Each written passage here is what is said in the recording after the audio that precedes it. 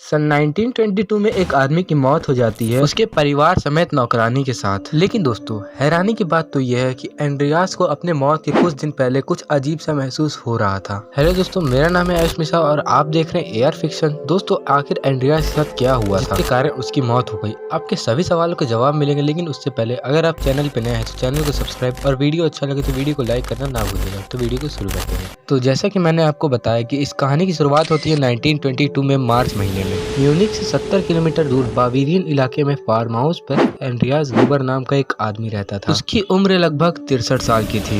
एक बार एंड्रियास ने अपने घर के पीछे किसी के पैरों की आहट सुनी थी। पैरों की आहट सुन करके एंड्रियास ने अपनी वाइफ काजिला को जगाकर ये सब बात बताया। काजिला ने उस आवाज को सुनने की कोशिश की, लेकिन काजिला को किसी तरह की आवाज सुनाई नहीं दी। उतने में ही उसके बगल वाले कमरे से जोसेफ की रोने की आवाज सुनाई देने लगी, जो कि उनकी विधवा बेटी विक्टोरिया का बेटा था। शायद वो एंड्रियास की आवाज सुनकर के जग गया था, इसीलिए काजिला ने एंड्रियास को कहा कि इसे एक बुरा सपना समझ के भूल जाओ और तुम सो जाओ। एंड्रियास काजिला की बात मानकर सो जाता है। फिर अगले दिन एंड्रियास ने अपने घर के बाहर एक अखबार पाया जो कि उसका था ही नहीं। और गजब की बात तो ये है कि वो न्यूज़पेपर किसी दूसरे भाषा का था। उसने अपने आसपास के लोगों से पूछा कि अखबार किसका है, लेकिन वो अखबार उनमें से भी किसी का भी नहीं था। एंड्रियास सोच ही रहा था कि ये अखबार किसका है, तभी उसकी नजर अपने घर के पीछे पड़ी बर्फ पे जाती है। बर्फ पर किसी के पैरों के निशान थे।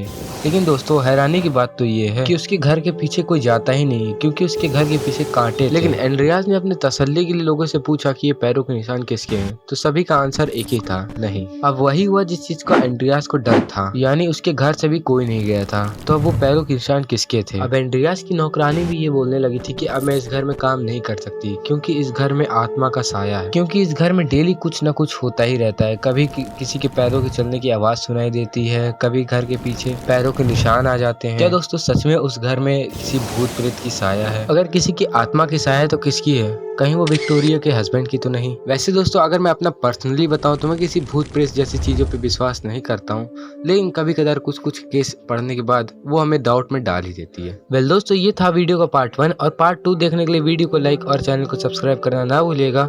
मिलते हैं अगले एपिसोड में। Thanks for watching.